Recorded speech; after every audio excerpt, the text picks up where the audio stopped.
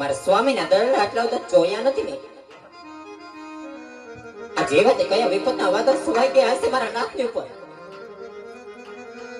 કે મારા નાથના મુખડા આટલા બધા જણાય છે. આજ કદાચ અમારાથી જ કોઈ અપરાધ નહીં થઈ ગયો હોય